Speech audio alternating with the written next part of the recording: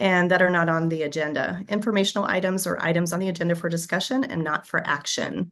Members of the public are invited to submit written comments via the MAG website. Any comments received 2 hours prior to the meeting have been shared with committee members in advance of the meeting for consideration and will be included in the formal meeting minutes. Staff, have we received any online written comments for the call to the audience? Thank you, Chair Mills and members of the Technology Advisory Group. We have not received any comments for this or any other agenda item. Thank you. So we'll move on to item number 3, MAG staff report. This item is on the agenda for information and will be presented by Craig Chenery, Senior IT Infrastructure Specialist with MAG. Thank you, Chair Mills and members of the Technology Advisory Group. I have 4 items to report this morning. I would like to take this opportunity to welcome 4 new members to the committee. We have Mark Nearings from Avondale, who will be represented by Jeff, who is our former TAG representative from Avondale. We have Eugene Mieja from Gilbert, Richard So from Tolleson, and Martus Mersek from Valley Metro. And we welcome you to MAGTAG, and we look forward to your contributions. The schedule for the 2026 meetings was sent out to you last week. As you may have noticed, we have switched to a quarterly meeting schedule starting in February. This will allow us to maintain a set schedule throughout the year without losing momentum over the summer. We will continue to offer hybrid sessions and keep the meetings to an hour to be respectful of your time. This is Tracy's last meeting as the TAG chair, and we wanted to express our gratitude for her contributions over the last 2.5 years. Tracy's ascension to chair happened a little earlier than expected when our previous chair stepped down prior to the end of their term. She has helped to steer the committee and bring numerous items of interest to the agendas. I do have a certificate of appreciation on behalf of MAG that I will be sure gets out to you, and that reads, honoring the leadership of Tracy Mills, City of Surprise. Tracy Mills has provided her commitment, support, and leadership as chair of the MAG Technology Advisory Group from 2023 to 2025 in outstanding service to the region. On behalf of the members of the MAG Technology Advisory Group, we recognize your dedication and commitment to improving the quality of life and prosperity for residents of our region. So thank you very much, Tracy. This leads to the 2026 MAGTAG leadership. Our current Vice Chair, Robert Fisher of Scottsdale, was scheduled to ascend to the chair position, and we successfully solicited for a new Vice Chair. However, we were recently notified that Robert has moved on from the City of Scottsdale, leaving us in a rather unique situation where we will now be soliciting for both a new Chair and Vice Chair. After today's meeting, I will be sending out a solicitation to TAG members and your InterGovs. Responses will be due in 1 week. Due to the timing, the MAG Regional Council Executive Committee will select the appointments at the January Executive Committee meeting in time for our February's TAG meeting. This concludes my item, and I'll be happy to answer any questions.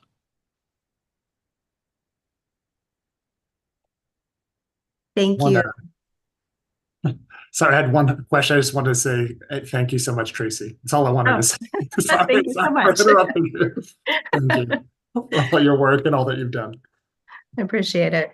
It's been an honor to help and be a part of this in this capacity. It's been a great journey.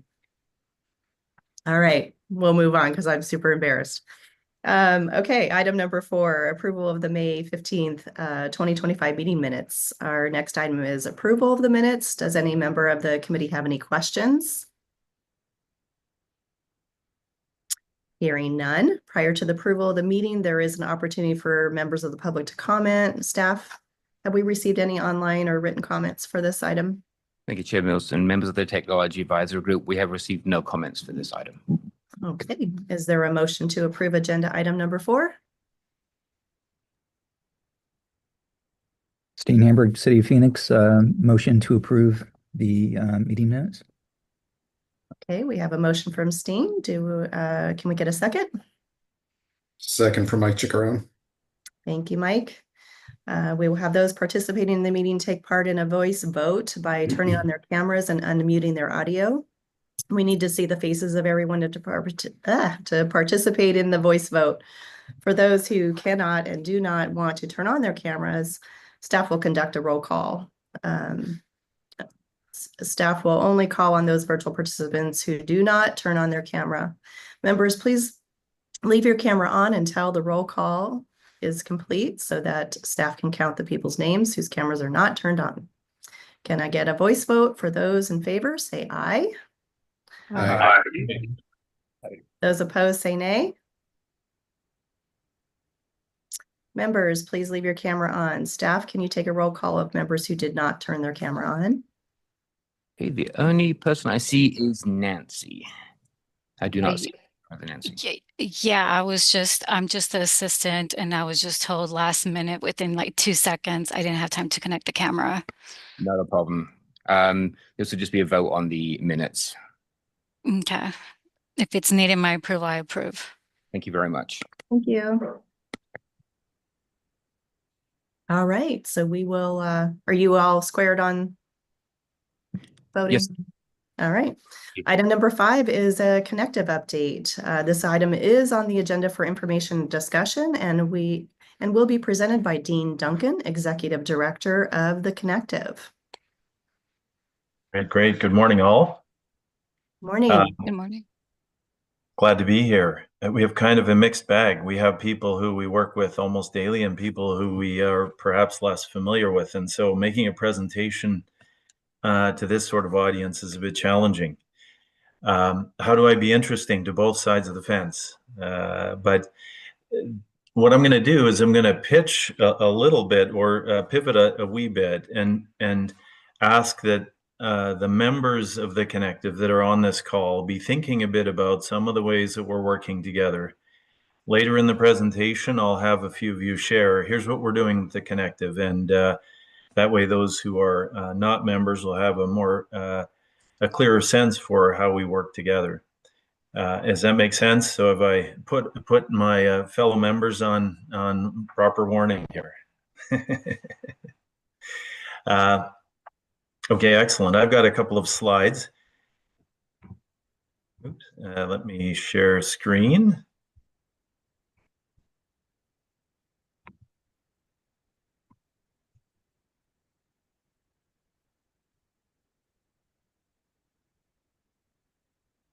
Oops. Everyone see that all right?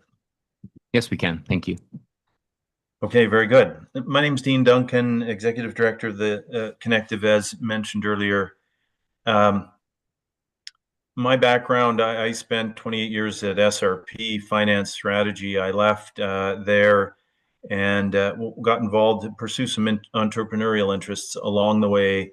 I've got involved in the Connective. We'll talk a little bit about that. But I really have loved technology. Prior to being at SRP, I used to sell computers, Macs, Apple IIes, 2Cs, IBM PCs. I go way back in that sense. But my point is, love technology, and I've really enjoyed being a part of the Connective. What I want to get to today, I want to give you a sense, for those particularly who aren't familiar with us, what is the Connective? Outsourced innovation to city members. We'll elaborate a bit on that, but we're outsourced innovation. We've been successfully delivering on a value proposition, which I'll describe. We've had about 4 or 5 years to really get to that. The pandemic slowed us, I think, a little bit, but I feel like we're getting our footing. Our focus has been on completing projects, and in 2026, really signaling to our members here, really want to focus on getting some projects done. Iron in the ground, as they say in the utility space. If you're not a member, we hope you'll join us. Why? Because I think you're missing out on some great things that we're doing, and we can figure out a way to get you involved that can meet your budget and get you in more closely aligned with what we're doing. Quick agenda. Connective history, what is the Connective value proposition, our business model, and the Connective Innovation Hub, which is gone by a couple of other names, Living Lab, for instance. The Connective history idea came to sort of fruition in 2016. 3 people locally came up with the idea. It was actually a paper by Travis Cutright, who's in Peoria, that inspired these 3. Dom Papa is one of the 3. You probably know Dom. Took a few years to take root, but in 2019, GPEC and Partnership for Economic Innovation officially announced the Connective as one of PEI's 3 initiatives. If you're not familiar with PEI, to the extent GPEC recruits as a marketing organization outside of the Valley, PEI was formed to grow from within. And one of those 3 initiatives was the Connective. Started November 19. Timing wasn't ideal since that was the timing of the sort of the start of the pandemic.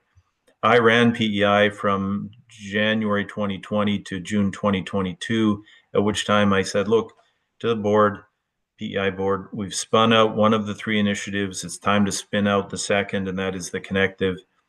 And so we've been doing that since, on kind of a slow walk spin out. We're still closely related to and part of PEI. Eventually, though, we think we'll be a nonprofit, separate, wholly separate. By the way, I'll interrupt myself and say, if you have questions, please ask. I welcome that for sure. All right, so we are in effect a nonprofit collaborative, right? We partner between the public sector, city members here, for instance, academia, industry, civic institutions. Industry is really important in this because they often have technology and solutions. And all of that to bring about urban innovation regionally. Ideally, there's 2 or 3 cities that face the same challenge, and we, the Connective, can better understand that challenge and find a technology that can help address whatever challenge that is, and they share some of that risk together. We're very city-centric. A lot of entities like the Connective nationally are more industry-centric. We're city-centric. We've worked hard to keep our city members in first place.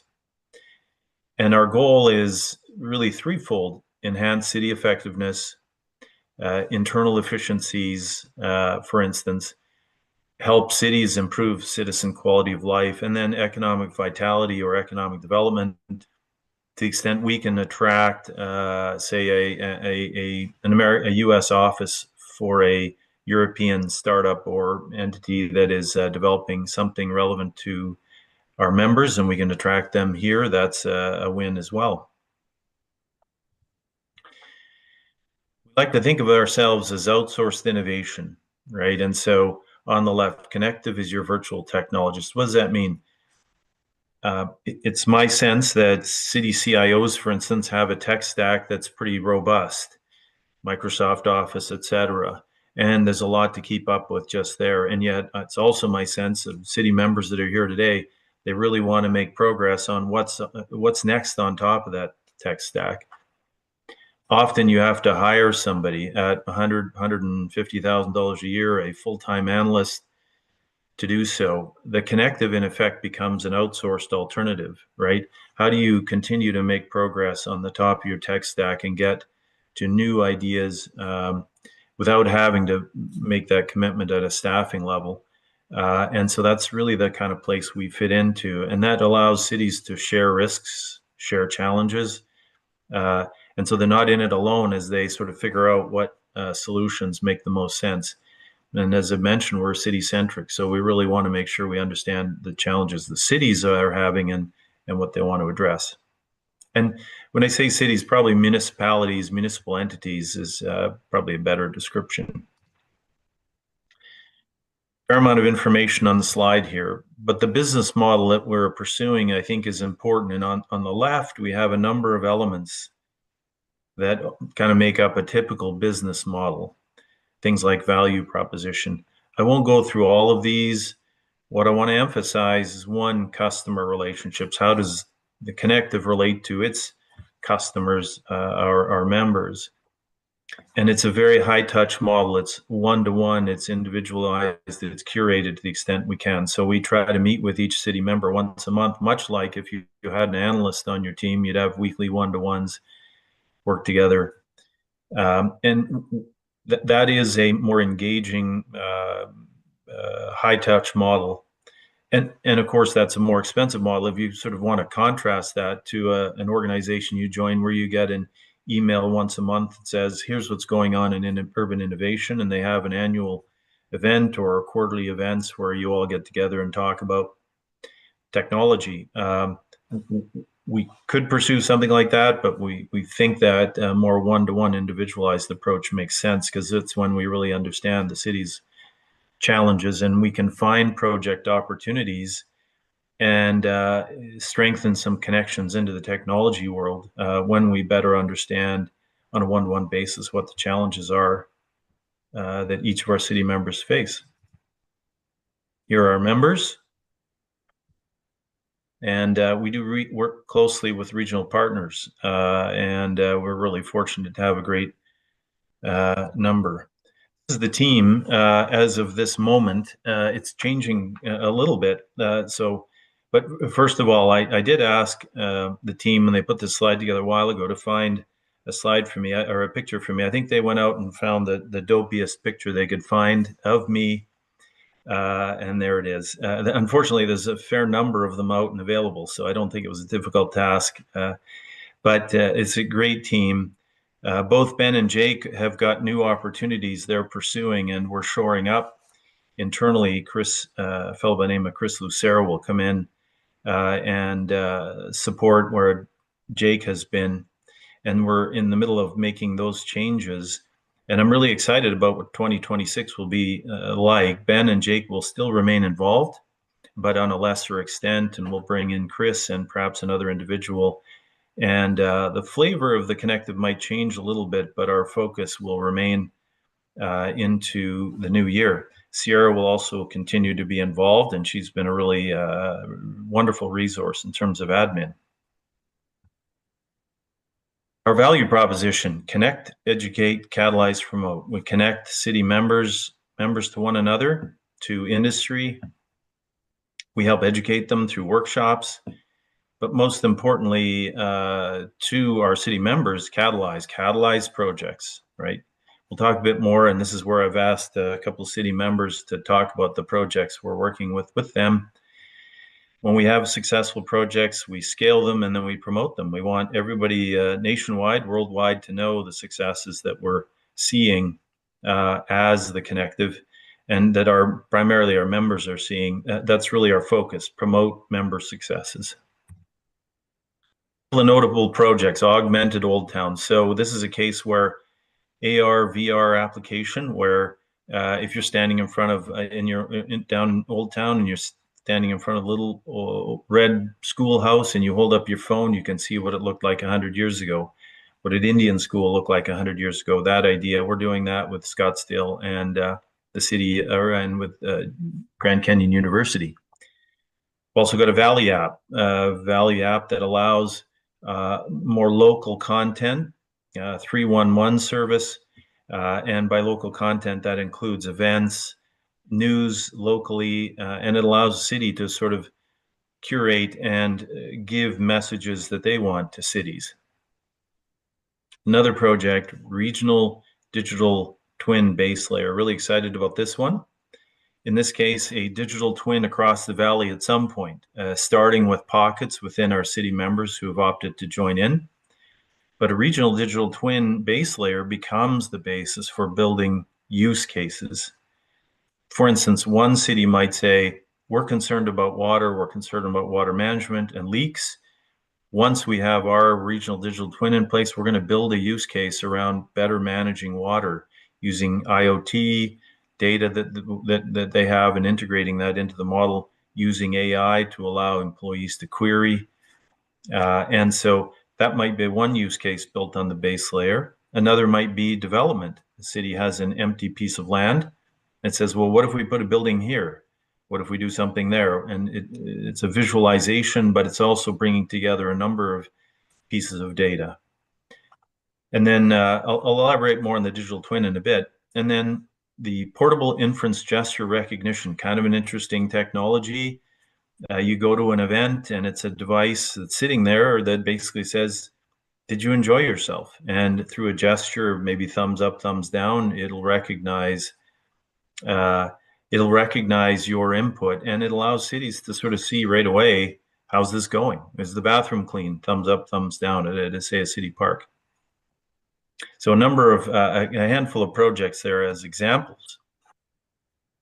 So what we're talking about is sort of bringing all that together within this Connective Innovation Hub or a living lab, and sort of taking ideas and becoming city-ready solutions. And in 2026, I really want to focus increasingly on really putting iron in the ground, as I said earlier, as they say in the utility space. These are some of the areas that we've been predominantly focusing on: procurement, citizen engagement, like that example in Old Town Scottsdale, AR activation, metaverse, AI, quantum, digital twins, new ideas, yes, but really focusing more and more on how do we make sure the ideas, the technologies are out there actually get implemented within our city members. And so we're really wanting to focus on that. And the Innovation Hub may be a means of communicating that and talking about that. Let me focus a bit more on digital twins as one example. There are a number of use cases that we are aware of. How do we help work together more closely with our city members to help their priority use cases come to fruition? There's some examples here of the ones that we know are underway, like planning, visualizing zoning, vehicle traffic, pedestrian traffic, air quality, being able to visualize infrastructure underground, public safety, police being able to visualize a building from the inside and outside before they go in. Development, I mentioned this earlier, empty piece of land, how do you develop that? How do you make it visual for the developers, for citizens to see? How do you bring in demographic data that says, I want to know how many 30 to 40 somethings that make 100,000 a year are within a 2-mile radius of this space, those sorts of things. That's what digital twins can do. Okay, the monologue needs to come to an end here. Thank you. I don't know who she is, but we're both grateful. I'll stop sharing. This is where I give a bit of a heads up to our members, because really that Innovation Hub is where some of our members can talk a bit about the things we're doing together and maybe make it a bit more real for those who are not members. So welcome questions, and I give our members a little opportunity to tell us a bit about what they're doing with us. Questions? Use case examples? I don't have a question. I know that we had we work quite a bit with Ben and Jacob as far as when we look at different technologies. Our economic development department, we kind of have a innovation working group. So they're always involved with all the vendors that we're interviewing or just previewing their applications as we make some decisions. They've been involved with our digital twin startup as well. So they've both been great to work with. Very good. Here in Surprise. Hey, Dean, I can just Oh, sorry. Go ahead, Steen.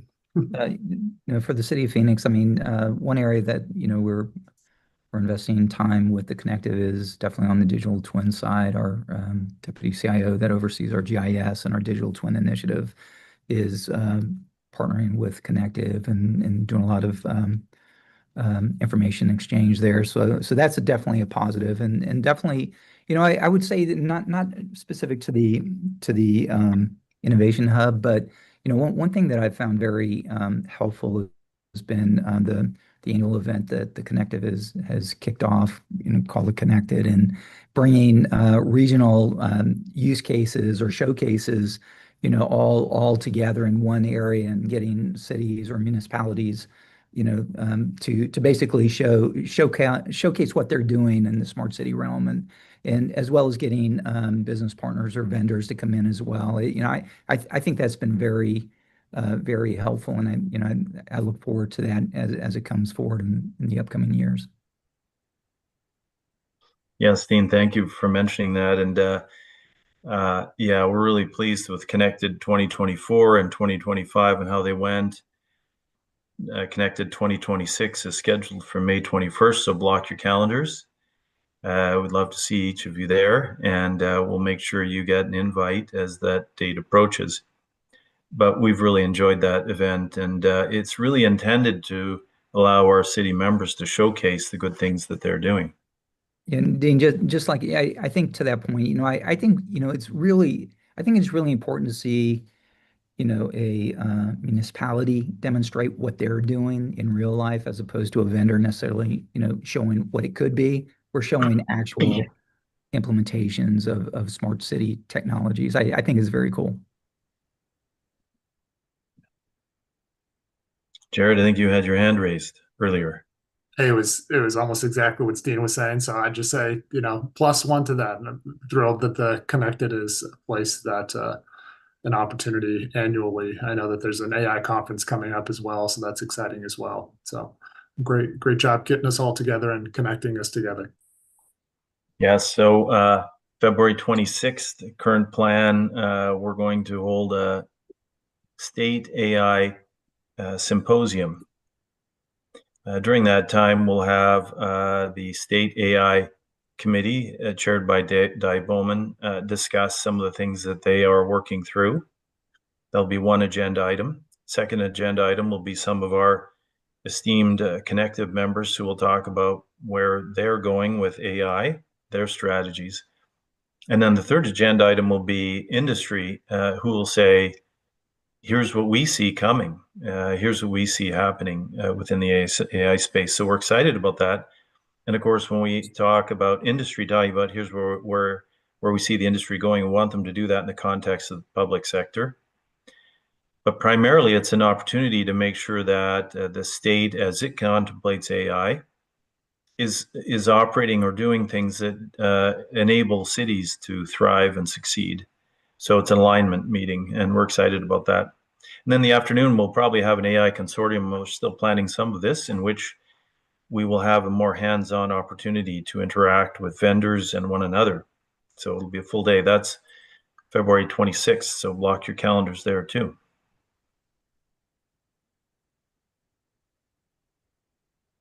Others. Is that run by that is being put on by the Connective, or is that the state? Correct. That's yes, that's Connective. Okay, we'll be on the lookout for that. Yes, please. Yes. You probably saw that Di Bowman is heading to Australia. So we have there's always lots of wrinkles when you're trying to plan this sort of thing, but we think we'll have her on virtually from Melbourne. So far, that's the plan. Very good. Any other Anything comments else? from? No, I'll just echo. We've worked with Connective for quite a while, done several of those projects Dean talked about, the recognition, digital twins. We played a little bit with augmented reality early on. So no, they've just been a good kind of a sounding board and help bring in something to kind of do proof of concepts and some of that. So it's been good. Very good. Thank you. Yeah, we really enjoyed working with everybody, and we hope those of you who aren't part of us reach out, please. We'd love to have you join in. The more the merrier. Thank you, Dean. We appreciate Thank you your for time. Thank you. Have a good day. All right. I guess we'll move on to item 6. This is for joint real-time operations. This item is on the agenda for information and discussion and will be presented by Jared Morris with the City of Tempe. Hey, thank you all. This will be very brief. I don't have a presentation or anything like the show. So recently, my city manager, Rosa Inchausti, went to the city managers meeting and discussed a lot of federal and state public safety technologies that are on offer, grants that come, at different points in time. Most recently, the conversation has been around Peregrine. Peregrine has been purchased by the state, and there's a grant for municipalities out there to be able to use this software. It's basically a public safety data sharing software. And it has a lot of other details to it, but I'm just keeping it brief for this presentation. This isn't intended to be a Peregrine discussion necessarily.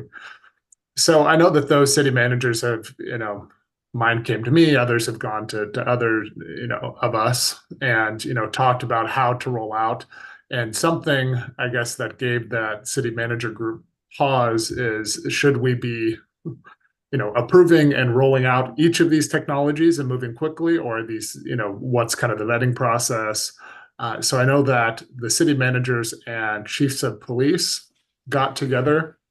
I think they've had 2 meetings so far related to Peregrine, and those meetings that I've been present for on the City of Tempe IT side have kind of evolved into discussions of public safety, writ large data sharing, joint procurement, and the list goes on. And so, I wanted to mention something during this meeting. If you haven't heard about it, you may in the near future. And I wanted to give you all a heads up that these conversations are being had. I know that with our city of Tempe, we're very interested in kind of those regional discussions. I know the West Valley and Central Valley in this group, we often have discussions that are similar about these broader technologies, data sharing, joint procurement. These are topics that are very familiar to us, whereas they may be newer to our city leadership or chiefs of police that may feel differently about how they set up their own operations. And so this was just informational. I think some of the discussions have been related to, pointedly Peregrine and that data sharing and how that gets rolled out, conversations related to as well about regional operation centers, dispatch, and there's a long list of things that get talked about informally in these sessions and meetings. I know that each individual city is going to go to their city council. MOUs may be developed in the future, and more regional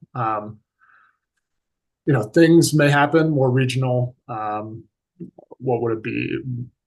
Regional public safety groups. I'm familiar with the West Valley has something similar to this already, but there may be something on the East Valley coming to fruition as well. There's no definitive things at this point, no MOUs on the table, nothing to necessarily react to or that changes my operations, let alone your all's as well. But I did want to make you all aware that these ongoing conversations are occurring. For anybody, especially on the East Valley, if you'd like to be part of those discussions that occur, I think they occur once a quarter or so, please send me an email at jared_morris@tempe.gov. And then I'll recommend your all's inclusion in that meeting. I think the next one's going to occur mid-December. Again, I think that the City of Tempe is looking kind of at the East Valley partners, City of Chandler, Mesa, and others, many of which aren't here today. So, maybe I'll have to talk to them after, but just wanted to give you all a heads up of some of those things that are being discussed. Again, no definitive move forward or dates or funding or anything like that. It's just a lot of conversations that these various leaders are having, both on the public safety and city management side. So, and that's it. That's the very brief and nebulous presentation, but just wanted to provide you all the information when I had it, since we had this opportunity here. So I appreciate it.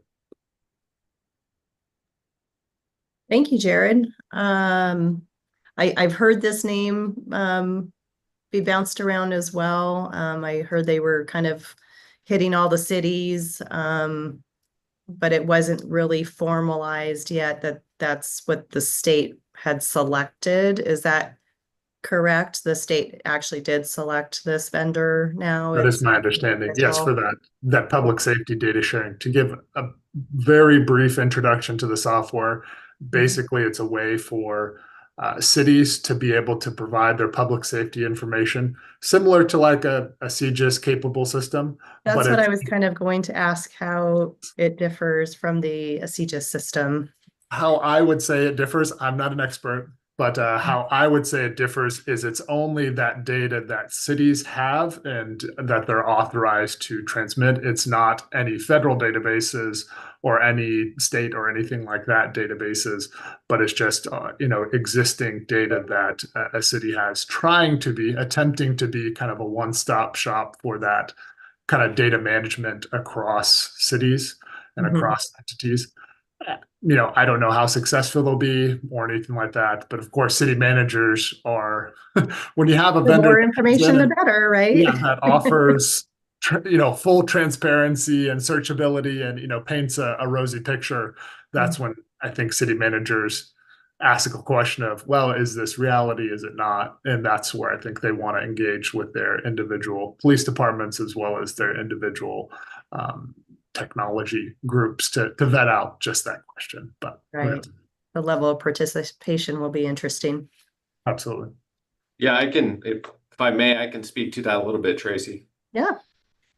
We had our kickoff meeting with Peregrine yesterday, and they started with the mainly the Pinal County cities and sheriff's office, and it's been moved into the Maricopa County, a lot of the cities now. So, and if you, what I likened it to is kind of like CopLink, if you're familiar with that old one on steroids, you know, where you put in a name and all of a sudden you can then see cross whoever's sharing data.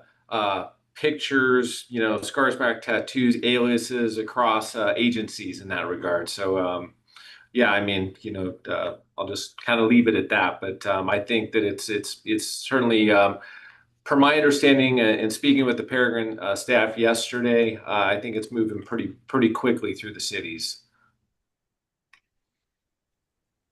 Thanks, Tom. That was great. Any other members have any questions or comments? Madam Chair, Steen from Phoenix. This is an area that I haven't been tracking, and you know, our police department in Phoenix, you know, they have a pretty large IT group as well. So it wouldn't be a surprise if they're actually working at the department level. But with regard to the meetings, Jared, that you were talking about, the city manager's meeting or police chief's type of a meeting, is there do you know if there's like meeting minutes for these, or if you know who participated? For example, did Phoenix participate in these meetings? I would say I can say that. So yeah, it was exclusively kind of East Valley cities in those meetings, I think. So Chandler, Mesa, Scottsdale, and city managers and their police chiefs. So no IT staff except for myself were there. So that's why I'm telling you all, hey, Okay. I was the lone person here, and I'm hearing from city managers, and you know, I can, of course, Steen, for those folks in the West Valley, if you have an interest on, you know, what your city manager is talking about, I'm happy to share that information. It's not like it's a secret meeting or anything like that. Of course, in this forum, when we have recording and it's all public, I don't want to start any rumors that aren't accurate. I want to be careful and share those meeting minutes accurately. But hopefully it makes sense. Yeah, I appreciate that. I'm just trying to figure out how much, you know, I'm going to probably circle back with our police chief and have a conversation with them to see if, you know, first off, if they participated or aware of it, or if they're interested, and go from there. Were you all, chiefs of police did gather this last week in their meeting, and they did speak about Peregrine Valley wide. So that may be for you all that are also going to engage with your chiefs of police. That I know that was a discussion there. I wasn't present for that one, so I can't speak to the exact discussion, other than I think Tom mentioned, you know, there's some capability here that I'm sure chiefs of police are interested in. Okay, and just so you know, the city of Phoenix had a council meeting yesterday, and a different technology supporting law enforcement was on the agenda, and you know, there was a lot of conversation about information sharing and protection of data, and you know, control of data and things like that. So I was just you know, especially as it relates to, you know, individual rights, and you know, so sharing information across outside of the city of Phoenix, for example, you know, depending on, you know, what is the agreement on the use of that information type of thing. You know, that was definitely what, you know, one of the things that kind of came out of yesterday's meeting. So I would be curious in terms of, you know, this regional information sharing, what kind of the thoughts are in terms of, okay, now you have information that's coming from this city or municipality. What are you allowed to do with it? And, you know, ICE came up in the discussion, for example. Absolutely. So just the challenges we deal with.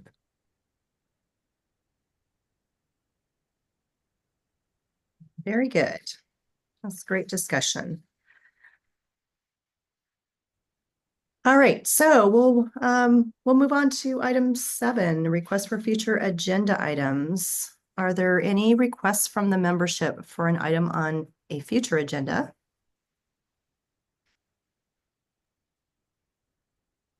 You guys are so quiet today.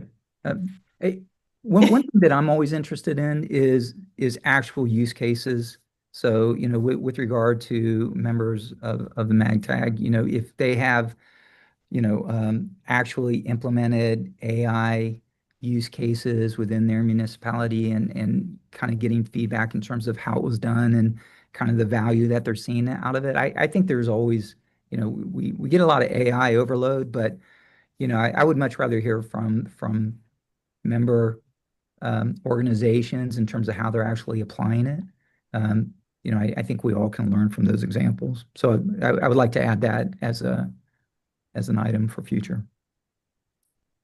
That's a good one. As we struggle with, just our framework and policy. And I mean, I feel like every day we get a request for something and it has an AI component. So we're just trying to get ahead of it, but it doesn't seem like we can. Right. But I do like the use case options. We're looking at that ourselves. So that's a great one. Anyone else have anything they want to put on for a future agenda? Interest in it. I'm not sure if it would be an agenda or, picking brains of folks after. And that is at a time with, challenges financially. I wasn't here for the past recession or anything like that, but I know that cities always have challenges financing. If there's any great resources related to joint procurement or related to any negotiations that are done with some of the larger vendors, I know us in the city of Tempe have seen VMware, increases and Microsoft increases. I can make a bad list here, but I'm sure you all can add another 15 into that list.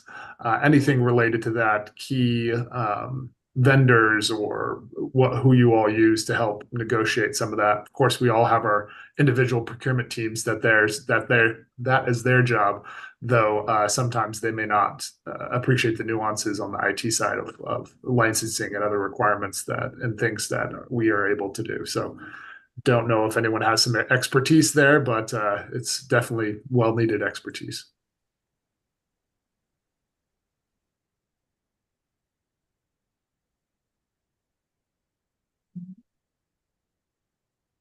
Anybody else? No, I appreciate that. No, that's we struggle with that too, because we're a little bit smaller agency. We tend to look to the bigger cities for how linking agreements or anything like that. So, but yeah, some of those big dogs are killing us on our purchases or our renewals of things. So that's for sure. Okay. I guess it's going to be a quiet day, so we'll move on, but thank you. I've got item 8, comments from the committee. Are there any comments or announcements from the membership? Please note that the committee is not allowed to propose, discuss, deliberate, or take action at the meeting on any matter in the summary unless the specific matter is properly noticed for legal action. I'll go first. I am proud to announce that we did go live with our new CAD RMS system, October 20th.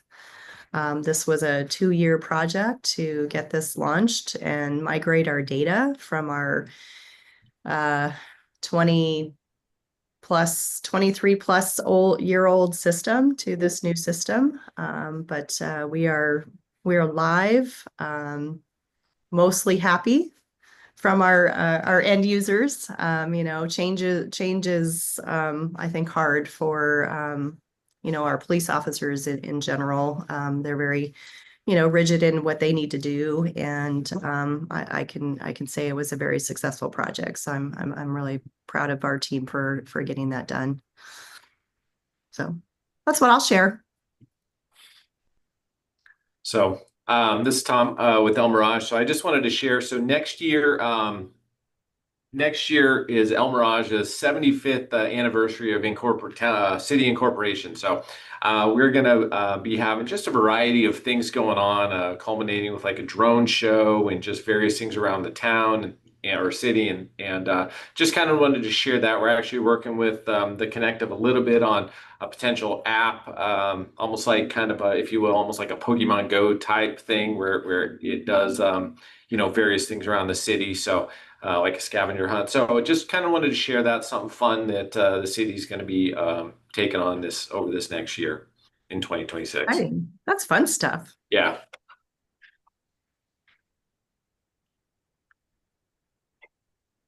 Anybody else? I can share that City of Phoenix also rolled out its RMS, Records Management System for police. This after a multi-year effort, so pretty complicated for Phoenix, being a large police department, and probably not as successful as we would like to have it been. Just specifically, we're having some performance issues, so we're continuing to work with our vendor to try and optimize performance for our police officers. But getting off of our legacy system was really kind of priority one, so we were successful on that side. Very good. Is your system cloud-based or hosted internally? It's on-prem. We had the option, and at the time when the award was made, the preference from our police department was to go on-prem with an option to move it to the cloud in the future. Excellent. Congratulations. I know what it's like. It's a major undertaking. I'm sure your system, you said you had a legacy system as well. I don't know if it was homegrown or if it was something, but either way, it's always hard to make that work in a new system. Yep. Very good.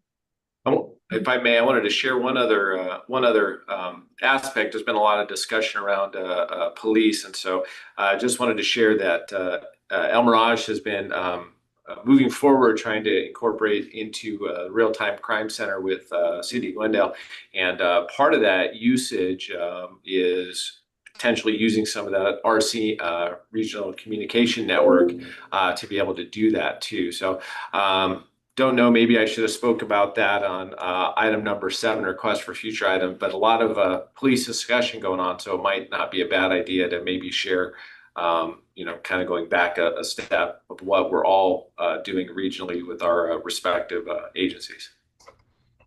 Could we add that to a future agenda item to do an update on Real-Time Crime Center from you? I certainly I could provide what we're engaging in and kind of share that. I know we're a smaller agency, so we're kind of joining on with a bigger player, but yeah, if that's okay with Craig to step back and add that back on, yeah. Yes, I'll take care of that. Thank you. And we have, didn't we have Craig New, Valley Metro? I don't want to call you out, but is there any updates you want to provide? Hi, Medas Mrosek. I'm the interim IT director at Valley Metro. Phil Oslin has left for colder weather in Minnesota. I know, that's how we all feel. And so I have been put in this position to take care of the department and the agency when it comes to IT. I have been with Valley Metro for 6 years now. Started as a contractor, then got hired on and moved up. I was the manager of application support, service desk, and part of the operations team prior to stepping into this position. Yeah, that's where we're at. Well, welcome. Thank you. All right. Sounds like everyone else is cuddled up on the couch in this weather and not wanting to talk. So we'll we'll keep it at that. So the next meeting of the Technical Advisory Group will be on Thursday, February 19th, 2026 at 10 a.m. With no further business. Do you need to do a recap, Craig? No, we do not. Okay, so with no further business, this meeting is adjourned. Thank you all. Thank you. Thanks. Everyone. Thank you. Thank you.